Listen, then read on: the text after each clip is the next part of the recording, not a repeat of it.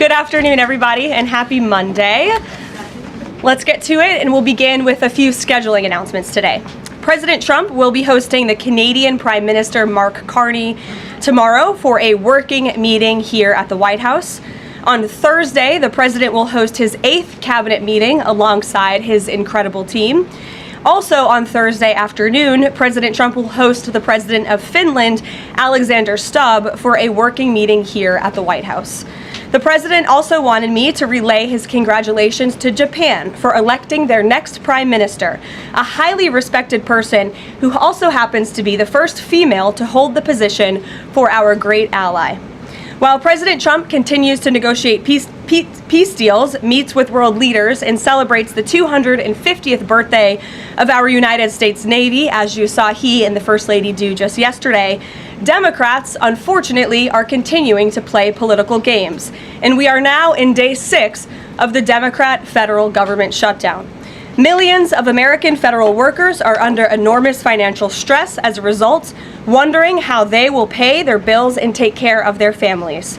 If the Democrats do not vote to open the government tonight, federal workers will not receive their next full paycheck. Additionally, the special supplemental nutrition program for women, infants, and children will run out of federal money very soon. This program provides vouchers to buy infant formula, fresh fruits and vegetables, and other healthy foods for low-income families. It can be easily fully funded if Democrats simply vote tonight to reopen the government. Also, our incredible military service members who risk their lives to preserve and defend our country are now working without pay and will miss their next paychecks if this Democrat shutdown does not end tonight. The Republican-backed clean and nonpartisan funding bill fully funds this important food aid program, gets our troops paid, and reopens the government. So all of this begs the question, what is the Democrat ongoing shutdown truly about? The sad truth, we believe, is that the Democrats intentionally shut down the government and are inflicting this pain on American citizens to try and demand free health care for illegal aliens. Of course, this is an indefensible and truly radical policy to be in favor of, let alone to use as the primary reason to shut down the United States government. So the Democrats and their allies are desperately lying about their true motivations. We have to set the record straight with the facts so the American people understand what's really at play here. House Republicans passed a clean and nonpartisan funding bill to keep the government open and ensure our troops and other hardworking Americans are paid. Every single House Democrat except one voted against this clean and nonpartisan funding bill. Senate Republicans have subsequently tried to pass this same clean funding bill 4 separate times, and they will do so again tonight, to fully pass it to be sent to the president's desk for signature. And the president is ready to sign this bill to reopen the government as soon as it is sent to his desk. Yet every single Senate Democrat except 3 have voted against this clean and nonpartisan funding bill. The Democrats' current position is that the only way the American government can reopen is if illegal aliens can get free health care. Don't take my word for it, just look at what's inside of the Democrats' proposal to reopen the government.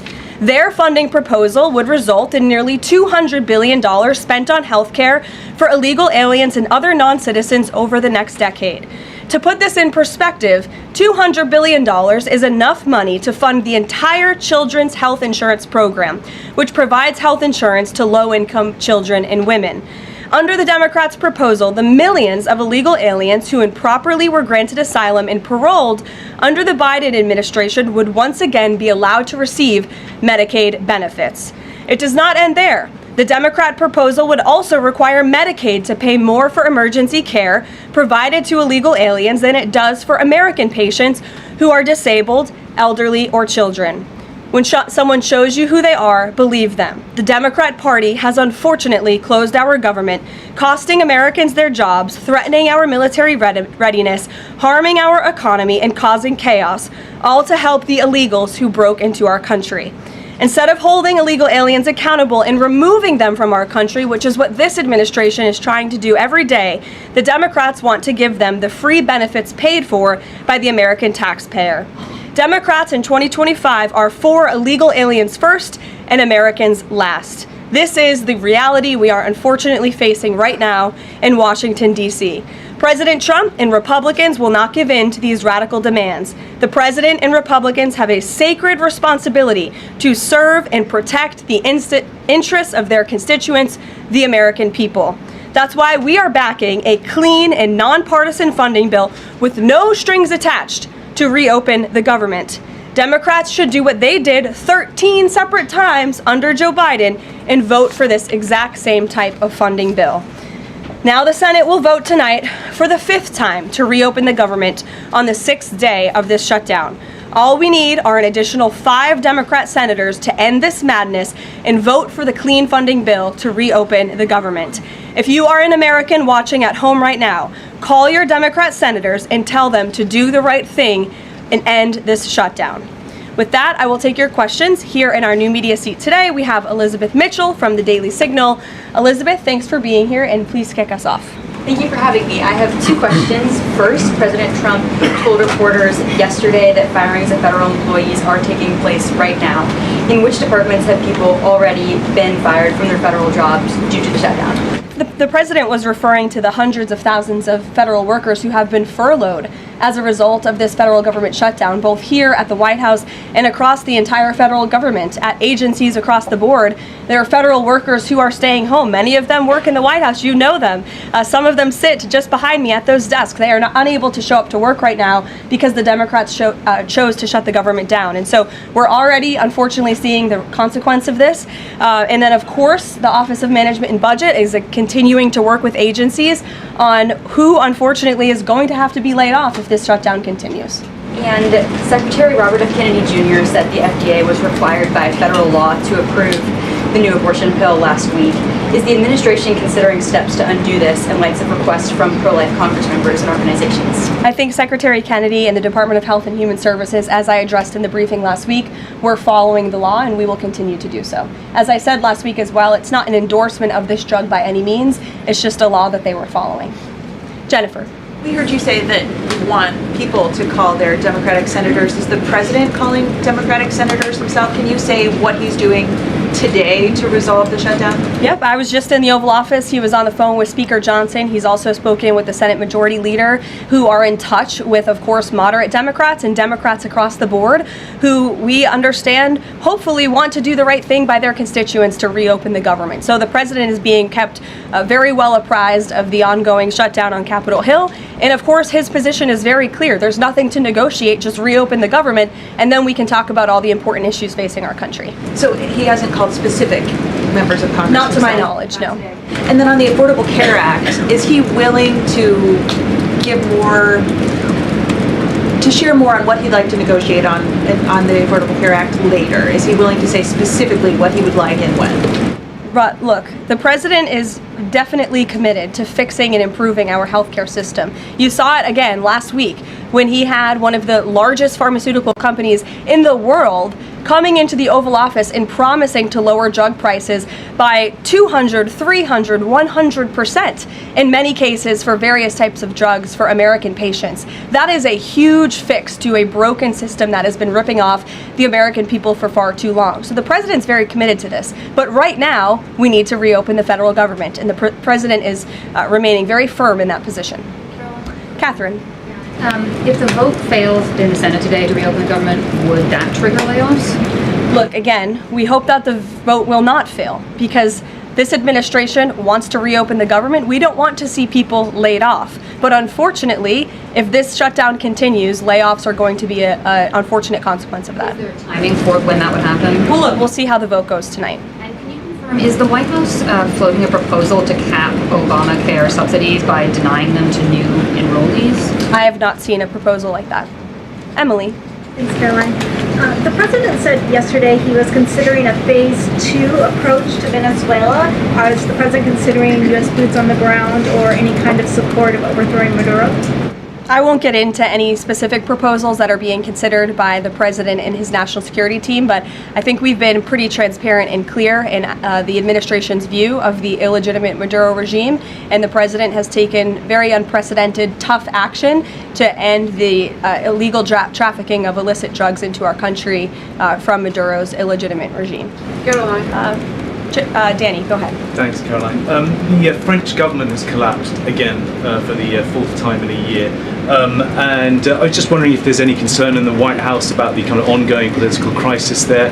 Any thought about whether the President Trump's good friend, President Macron, should either call elections or even resign over that? Well, I can tell you the White House and the National Security Council are very much aware of this situation, but I think it would be imprudent of me to weigh in on French internal politics from the podium, so I will reserve comment on that. Behind you, yes.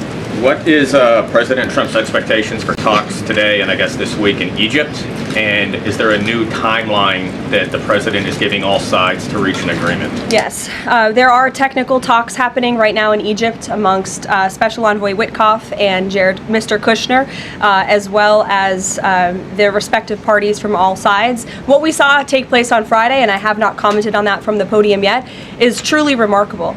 You've seen all sides of this conflict agree that this war needs to end and agree to the 20-point framework that President Trump proposed. It's an incredible achievement, and the administration is working very hard to move the ball forward as quickly as we can. The president wants to see a ceasefire. He wants to see the hostages released, and the technical teams are discussing that as we speak to ensure that the environment is perfect to release those hostages. They're going over the lists of both the Israeli hostages and also the political prisoners who will be released, and those talks are underway, and the president is very much on the ball and is being apprised of this situation. The president had given a Sunday evening deadline. Obviously, the negotiations have extended that, I imagine. What is that new deadline? Does the president have a time frame in mind to see this phase implemented? Well, the Sunday evening deadline was to hear back from Hamas on the proposal one way or another. And of course, on Friday, Hamas put out a very clear statement in the president's view that they accept the president's framework, and that's why those technical talks are now underway. But again, we want to move very quickly on this, and the president wants to see the hostages released as soon as possible. Steve. How long do you expect those technical talks to last, Caroline? I don't want to draw a red line up here, Steve. Of course, it's very important, as I just mentioned, that we get this done quickly. That's how the president's team feels, so we can get some momentum, get the hostages out, and then move to the next part of this, which is really ensuring that we can create a lasting and durable peace in Gaza, and ensure that Gaza is a place that no longer threatens the security of Israel or the United States. What do you expect to be on the agenda for the president's meeting with the Prime Minister of Canada tomorrow? I'm sure trade will be a topic of discussion tomorrow, and all of the other issues that are facing both Canada and the United States. I know the president looks forward to having that discussion with Carney in the Oval Office. Caitlin. Thanks, Caroline. I have two questions. On the layoff of federal workers, potentially, the president said yesterday that Democrats will be to blame if federal workers lose their jobs. Historically, though, in past shutdowns, workers have been furloughed, but they have not been laid off en masse. So wouldn't that be the president's call to lay people off? As I've said repeatedly, Caitlin, this conversation about layoffs would not be happening right now if the Democrats did not vote to shut the government down. And as I also said last briefing as well, we are $37 trillion in debt, and the government is not receiving any cash. So someone has to look at the balance sheet and be good stewards of the American taxpayer dollar. And layoffs are an unfortunate consequence of that.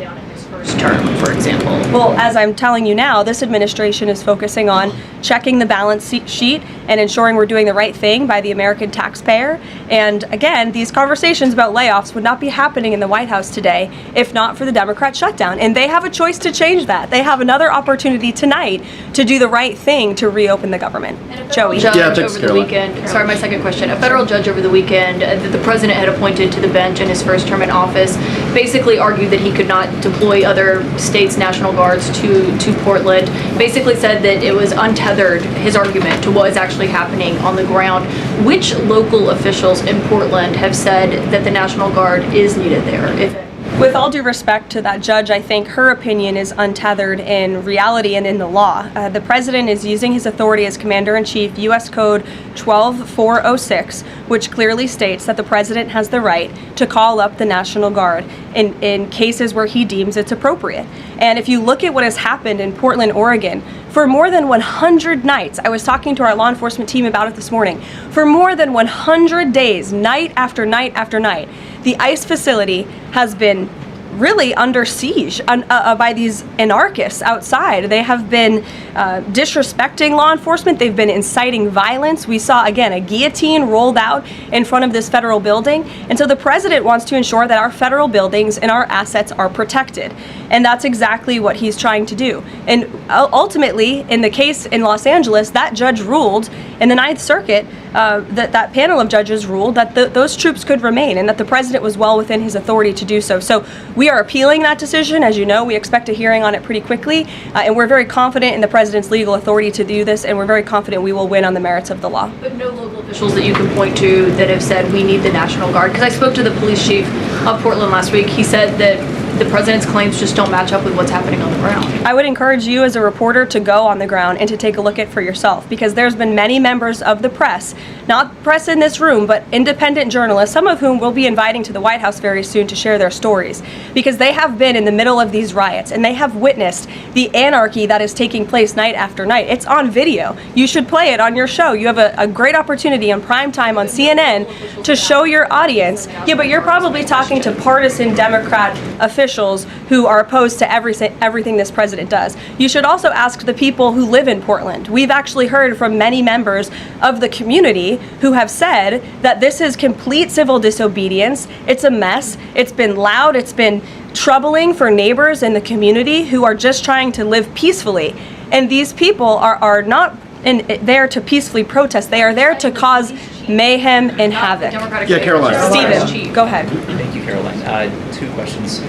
First, do you have a reaction to reports that thousands of Cuban troops are deployed alongside Russia fighting in Ukraine? And on a very different matter, the president last week floated in an interview with our colleague Daniel from One America a rebate for tariffs of up to $2,000 per person. Is that plan contingent on the Supreme Court's upcoming ruling on the legality of the tariffs? And is the White House preparing for legislation to make that happen? Sure. On the first point, I have not seen that report, Stephen, but I'll check in with our national security team after this and we'll get you an update. To your second point about the tariff rebates, I think it's an idea that the president has discussed and floated with his team of advisors, but no decision has been firmly made at this point in time. Why don't we go to the back? Owen. Good afternoon. Good afternoon. A few days ago, President Trump demanded Jay Jones of Virginia get out of the race for condoning political violence in a text message against a Republican politician a few years ago. He hasn't left the race. He hasn't dropped out. What's the president's reaction?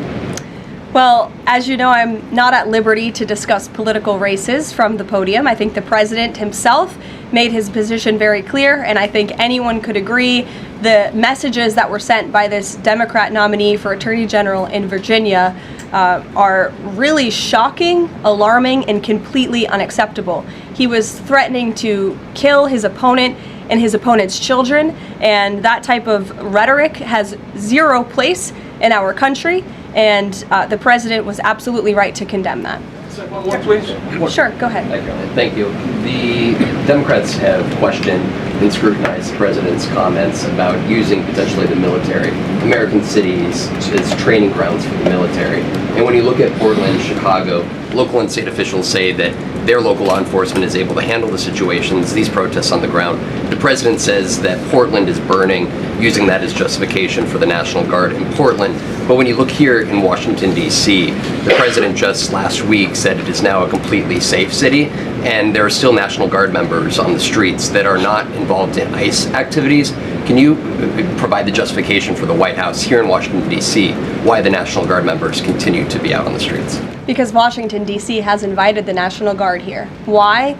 Because the mayor is doing the right thing, unlike mayors in other cities like Portland, as Caitlin and others have pointed out, who refuse to see that there are positive results from when local law enforcement works with federal law enforcement to do the right thing on behalf of their citizens. And Washington, D.C. is no doubt a safer city right now, today, than it was a few months ago when President Trump started this initiative to make D.C. safe again. And the National Guard is still here because the president and the mayor agree that it's a good thing for the city. Just like you're seeing in Memphis, for instance. We'll have National Guard deployed to Memphis. We have federal agents who are on the ground working with state and local law enforcement. enforcement. The state police in Tennessee are part of this effort. The local metropolitan police in Memphis are part of this effort.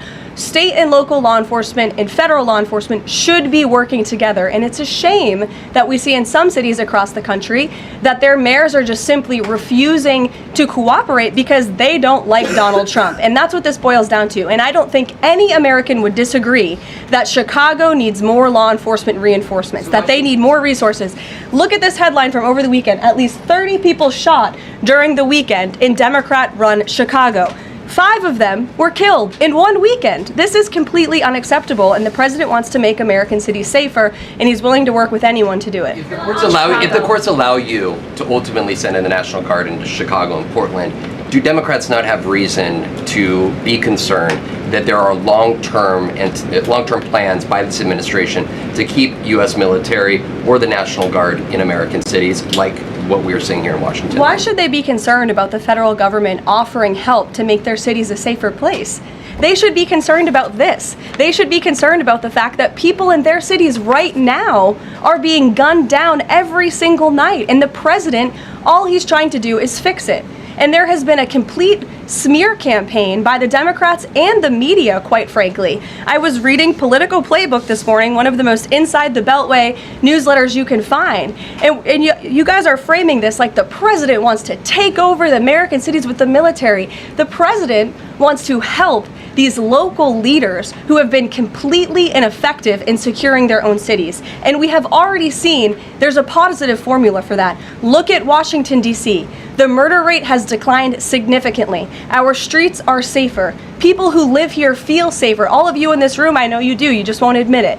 And it's a proven system that works, and the president wants to make America's cities safe again. And I don't think there's anything wrong with that. Michael. Thank you, Caroline. 2 questions, if I may. Because the mayor wants them. Michael. These talks in Egypt, if Hamas does agree to relinquish power and give it up, cede power to this transitional technocratic government, if that does happen, would the Trump administration then recognize a Palestinian state? Look, I don't want to get ahead of the technical talks right now, Michael. They're extremely sensitive. They're taking place, again, as we speak, and there's a lot of, there's many things to discuss, of course. This is hopefully we expect and we hope going to be one of the greatest peace deals this world has ever seen. And the Trump administration is working diligently and working very hard to get there. And as I said, Friday, all terms agreed. We have the Arab countries who are working with us. Of course, Israel has been incredible in cooperating with the president's plan and agreeing to it. And we're very hopeful, and we expect that to continue. You tweeted about this over the weekend. Thank you. I was going to you in the blue shirt and tie. Thank you, yes, Caroline. You're welcome. The Daily Mail. Today, the Supreme Court declined to hear Ghislaine Maxwell's appeal. Will Trump rule out granting her clemency? Is that something the White House is considering?